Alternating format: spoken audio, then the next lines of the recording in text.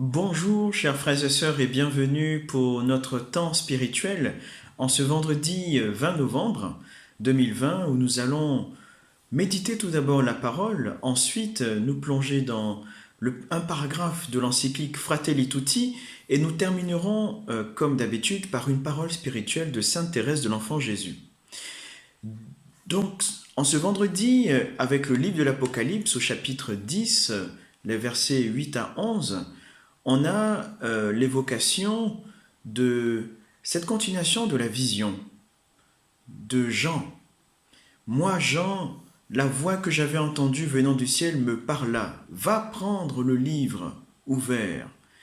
Je pris le livre, le petit livre de la main de l'ange, et je le dévorai. Peut-on lire au livre de l'Apocalypse dans la première lecture? Ce petit livre rappelle donc l'Écriture, cette parole de Dieu dont on peut lire aussi dans la suite de cette première lecture que dans la bouche, il a un goût agréable. Il sera doux comme le miel. D'autres fois, cette parole nous remue.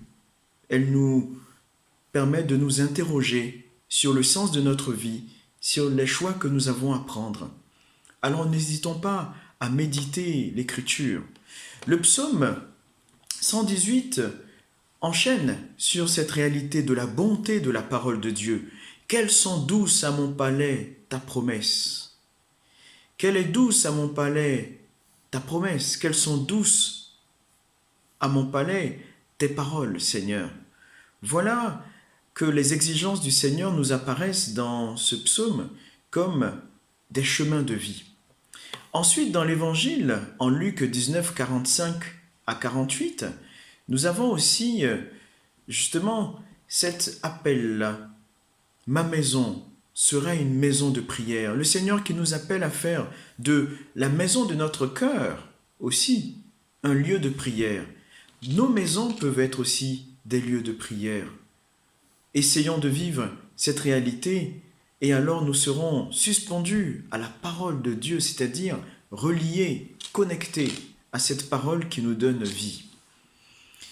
Poursuivons à présent avec l'encyclique Fratelli Tutti.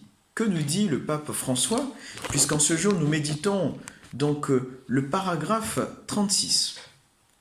Dans ce paragraphe, il nous permet, le pape François, de pouvoir nous recentrer sur un objectif, la passion pour une communauté d'appartenance et de solidarité. Justement, le pape François va dire que on court le risque de ne pas voir se développer cette passion partagée pour une communauté d'appartenance et de solidarité.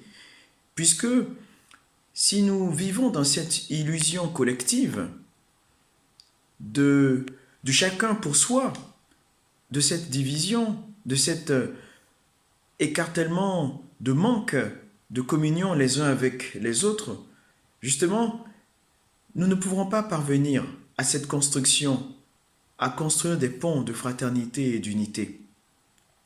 Voilà pourquoi le pape poursuit en disant « En outre, il ne faudrait pas naïvement ignorer que l'obsession du style de vie consumériste ne pourra que provoquer violence et destruction réciproque. Le sauve qui peut deviendra vite tous contre tous.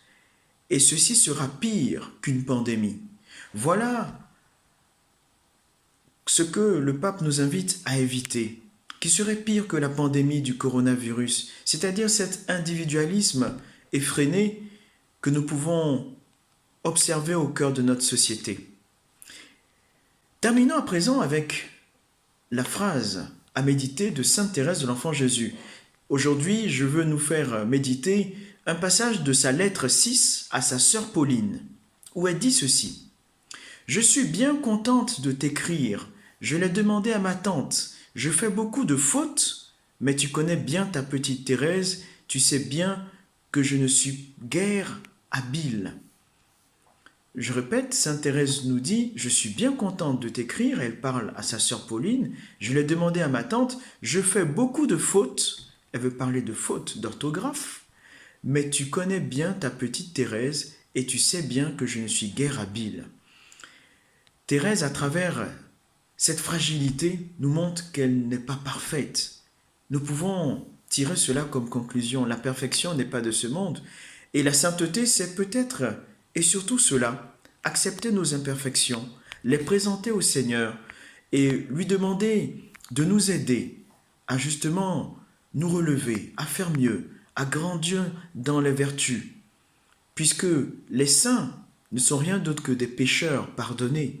Les saints ne sont rien d'autre que des personnes, des chrétiens, qui, comme nous, ont laissé l'amour du Christ les guider, les sacrements de l'Église les sanctifier, et qui ont vécu la charité, et en eux, on pouvait voir le Christ. Bonne journée à tous, et à demain.